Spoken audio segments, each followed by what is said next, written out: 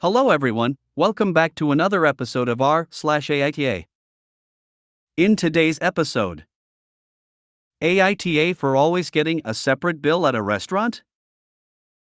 AITA for refusing to babysit for my sister despite BIL having a family emergency? AITA for telling my sister she can't be a scapegoat because she was actually a piece of shit? Before we get started, make sure to subscribe so you will never miss a video. So let's get started. AITA for always getting a separate bill at a restaurant? I've been part of the same group since secondary school, and now in our early 30s we still meet up regularly.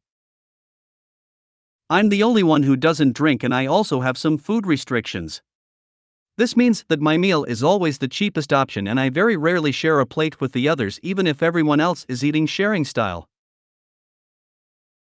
So for years I've always had a separate bill, and then the group evenly splits the remainder.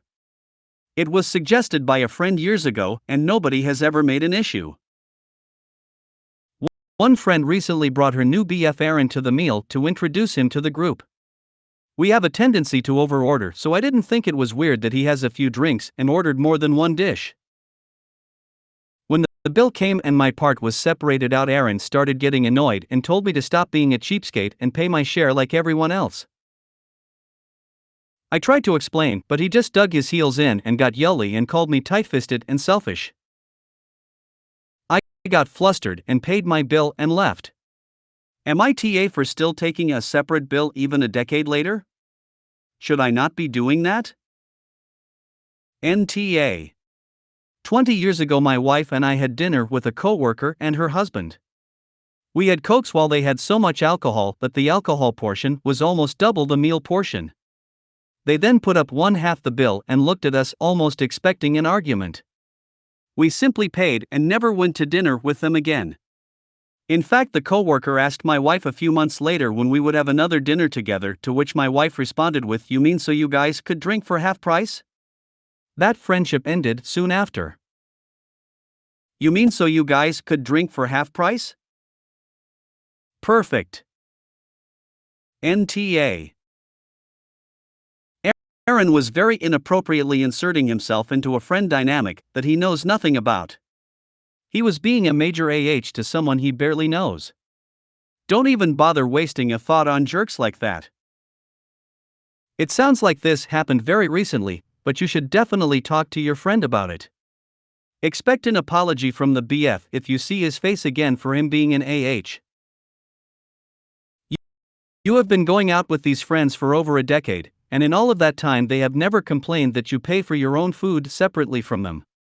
If they had a problem, they could have said so on many occasions or not invited you out.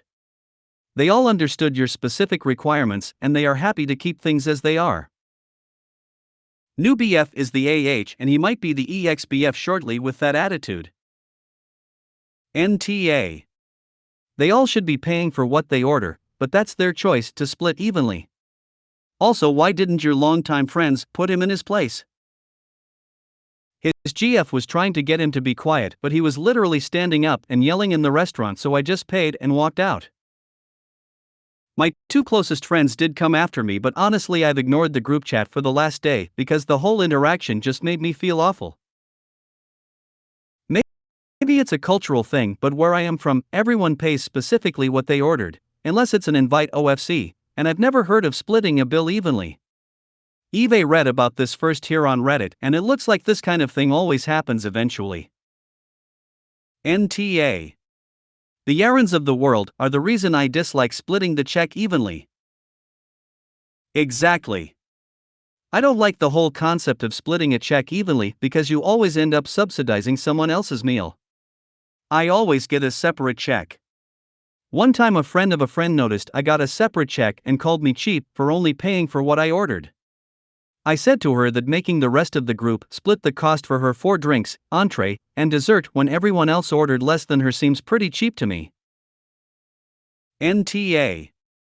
You didn't drink or have what they had, so no.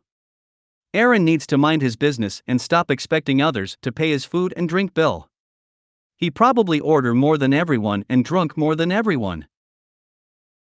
I wasn't keeping exact track, but he certainly did have more than most of us. Even if OP's total only came to $1 less, anyone who stands up in a restaurant to shout and verbally abuse someone else is totally uncouth. One would hope that OP's friend has the sense not to date this person again. If he would scream at a stranger in a public place like this, she has to see how he would eventually treat her. NTA splitting bills evenly only works when people order similar things. If he continues to go out with your group, I expect everyone will want to pay for what they ordered instead of subsidizing his bill. Usually significant others don't come to these things, but I have hope that Sal will either get rid of him or give him a dressing down. NTA. People who don't drink should not have to subsidize those who do. NTA. Sounds like Aaron needs his own separate bill too. AITA for refusing to babysit for my sister despite BIL having a family emergency? I, 37M, and my wife, 33F, have no children. We live in a small, two-bedroom house with the second bedroom converted into a game room/office for us. My sister, 32F, and BIL, 35M, have 2 kids, nephew, 8M, and niece, 9F. Both are great kids, love them and would do anything for them.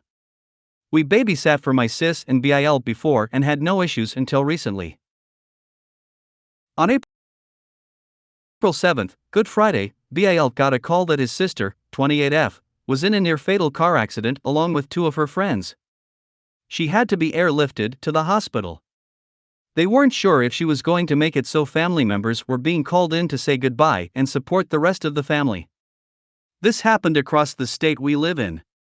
Sis texted me around 10:40ish that night, asking if I was awake, then called to explain the situation. She then asked if I would babysit the kids over Easter weekend while they traveled across state to be with BIL's family. I told her no, I couldn't. I work in a steel manufacturing plant, she knows this, on a rotary shift, and after Easter, on Monday, I would be starting the overnight shifts. I told her that I was going to sleep during the day on Saturday and Sunday to get accustomed to being on third shift. When she asked if my wife would be willing, I again told her no, since she's going to be doing Easter stuff with her side of the family. When she asked why I couldn't just sleep in on Sunday or why couldn't my wife take the kids with her to the Easter stuff, I snapped back at her that I gave her 3 reasons why. That 1, I wanted the weekend to adjust my shift and sleeping schedules and couldn't do that in one day. 2, my wife wanted to spend Easter with her side of the family. And finally, that no is a complete sentence and that's final. She got pissed. Said we'll talk later and hung up. They took the kids, and on the way, sis texted me that I'm an asshole for not taking their tragedy to heart. For not helping them in their time of need. That it wouldn't have killed me or my wife to miss a day of sleep or take the kids with her. And BIL is pissed at us. He prays we don't have an emergency and need him cause he'll say no and he'll want to sleep in. I haven't responded and we're currently not speaking to each other. Going to add, when sis called, my wife was asleep to get up early in the morning to do her family things. Our parents live in another state. Our other brother lives in another country. I don't know why she didn't call any of their friends when I refused. So am I the asshole for not babysitting my sis's kids in their time of need? YTA. It was a family emergency and his sister was nearly killed, but heaven forbid you should lose a little sleep or your wife have to include some children in her Easter plans. How do you not see that you're the AH? He would do anything for them except inconvenience himself or his wife in the slightest. What a guy. I don't know what it's like to work in a steel plant, but I'm guessing it's a physically demanding and dangerous environment. Working a physical dangerous job with no sleep is not only dangerous to Op but to the people working around him. Was Op also supposed to risk also ending up in hospital or somehow endangering other people's lives and putting them in hospital? YTA. I cannot even begin to imagine how terrified your BIL must have been hearing that his sister had to be airlifted to the hospital. The family were literally going to say goodbye. An Emergency like that is far, far more important than sleep, and I'm wondering whether or not your employer would have given you time off for this kind of emergency. If that wouldn't have been possible, would it really have been so much of a hindrance for your wife to take them with her to partake in Easter activities? I can't imagine my siblings behaving like this if my husband's family had some kind of emergency like this. How horrifying. Good luck to you if you're ever in an emergency and need their help. This isn't a small emergency. This is a relative potentially dying and people trying to say goodbye. YTA. Both are great kids, love them and would do anything for them. No, you wouldn't, lol. You wouldn't even ask your wife if she could take them with her. YTA. This was an actual emergency. You're comfortable looking after your niece and nephew and appear to have had a good relationship with your sister and her husband. While I can understand the danger of you not having the right amount of sleep before your job, your wife had leisure activities on. There are limits to putting yourself first before you become that horrible heartless selfish. And they're right, you should hope you never need a favor from them in the future. YTA. And finally, that no is a complete sentence, and that's final. You're right. No is a full sentence. But sometimes saying no makes you the AH. You can refuse babysit, but this was an actual emergency. It isn't about them going on vacation or dates. A family member could die. If I were on Bill's shoes, I would never trust you again, and our relationship would be damaged forever. But alas, I guess your sister isn't that important, nor your niece and nephew. YTA. If you can't figure out why you're the asshole, you need to just go to therapy. Right? It's mind-blowing how some people can't put themselves in others' shoes. If his sister was potentially going to die and his BIL wouldn't help him out, he'd be surely calling them TA. If my husband didn't wake me up for an emergency like this so that we could be in the car within 2 minutes, I'd be absolutely furious. That bit actually makes me kind of wonder about the wife. I mean, my husband would definitely wake me up, but he also knows me well enough to know I'd say yes without even thinking about it. Either this guy doesn't know his wife at all and is a controlling jackass who makes decisions for her without consulting her, or he already knew she would not only say no, but possibly be mad at him for waking her up. AITA for telling my sister she can't be a scapegoat because she was actually a piece of shit? I, 20F, have an older sister, Jen 28F, and a younger sister, Chloe 17F. Jen made our lives a living hell. She was rude, reckless, a liar, a thief, everything. She refused to go to therapy and fought our mom every step of the way. None of us could have nice things because Jen would ruin them or the moment. She got into a screaming match with Chloe when she was 11 and Jen was 22. There's so much more she's done, but it's very personal. She was a bad person. Full stop. When she was 24, she met her current boyfriend who was a literal godsend. Jen finally went to therapy, got a degree, and has a job. She's not perfect, but I can acknowledge the effort, as much as I dislike her. Over the past few months, she's been making an effort to reconnect with the family. Chloe is full NC, but me and Mom have been seeing her. I feel like she's been lying to her therapist because she's been told she was the scapegoat. I was the invisible child and Chloe was the golden child. This couldn't be further from the truth. I will admit, at the height of Jen's spiral, Mom did assume everything bad was caused by Jen, but that was because it had been years of the same destructive pattern of behavior. Like, yes Jen, you're an alcoholic, of course she's going to assume it was you who stole her booze. Or assuming she got fired from her job due to her attitude, which is why she got fired from every job beforehand. Or assuming she was being brought home by the police because she regularly breaks the law. This was never Mom being malicious, but when that's what you've come to expect over nearly 10 years, you're going to make a snap judgment. Jen and her fiancé, Luke, met with me to have coffee and she bought this up and I'll admit, I laughed in her face. She asked what was wrong and I said scapegoat. Seriously? Jen, I'm glad you're getting better, but you were a piece of shit growing up. She got really upset and said she was trying to reach out. I said I appreciated it, but she has to acknowledge how much hurt she caused everyone. She ended up storming out and sent me a text saying she's not going to be disrespected like that and that it took her years to realize the family's dynamic. AITA? Edit. Some people have asked me how I know Jen is lying / why I was so dismissive of her. Here's why her assessment of the siblings' dynamic, golden, invisible and scapegoat child, do not line up at all. I am apparently the invisible child, which could not be further from the truth. The same goes with Chloe, who Jen labeled the golden child. I'm looking at examples / traits of all three syndromes and none of them line up.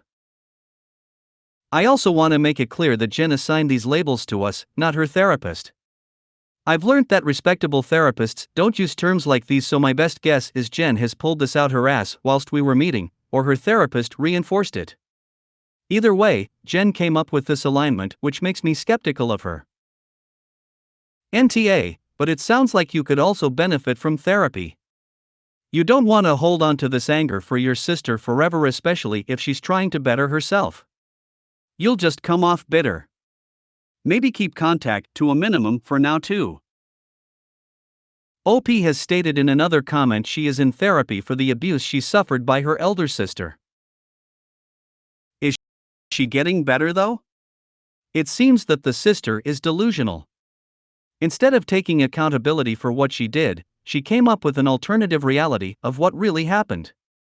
It's easy to get better when your excuse is that you were mistreated and not that you were just a bad person. NTA. Your words were harsh, but they sound like they are spot on and, wording aside, your point was to acknowledge her growth but also point out that it's not okay to claim victimhood after the fact if it keeps you from actually taking responsibility for your actions. It sounds like she has made some strides, but if this turns into "I was actually the victim," then her progress in therapy have gone sideways and it'll become toxic again. You were right to point that out and make sure she knows you have your own memory of how this went down. It's complex, because she may legitimately have gotten the short end of the stick at times, like assumptions that she'd done something bad when she hadn't, due to the track record of bad things she'd done. She'd be best served to let it all go, rather than try to untangle the web of when she was wronged. I hope she gets over it and continues her growth, but I don't think you were an AH for what you said. NTA. She's feeding her therapist a story that fits the narrative in her mind. I would stay low or NC until she can admit her part in how all your younger years played out. Info. What was Jen's life like in the 8 to 13 years before you were cognizant of the family dynamic or could form memories? A lot of the behaviors you're talking about don't usually spring out of nowhere, and if there was abuse or neglect in Jen's early life, she was probably acting out due to that. The fact that you were the invisible child suggests there were serious issues stemming from your parents. NTA. I agree with others that there could have been some external issues, mainly stuff that happened before you were born, but also that doesn't mean what she's done to you goes away. Only you know everything she's done to you, but it doesn't seem like ordinary sisterly BS. It sounds like abuse. The YTA comments are ignoring that OP was also abused. Just because she doesn't know her sister's entire history doesn't mean she wasn't treated badly. NTA, I am a recovering addict. I love therapists who told me that stuff, based on my own self-delusion. Just own your shit, Jen.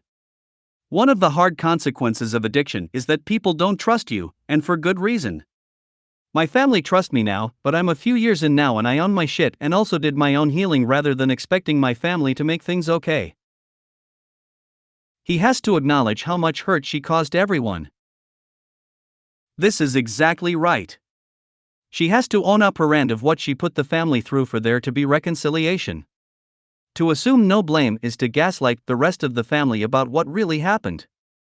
NTA, keep calling her out until she's really ready to reconcile.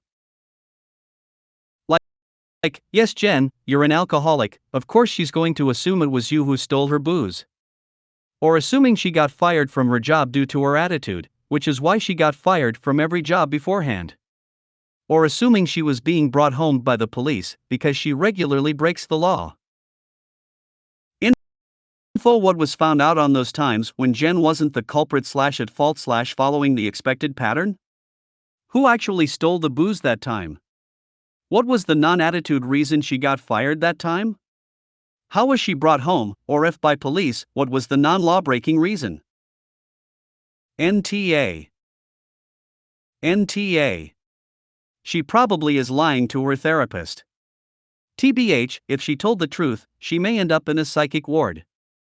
Go LC if you wish to try to fix the relationship, but I'd go NC with her and stay in touch with the fiancé, just in case they have kids. You should try therapy yourself and maybe encourage your mom and Chloe to it. If you made it to the end of the video, thanks for watching. Don't forget to like, subscribe and share, and we will see you in the next video.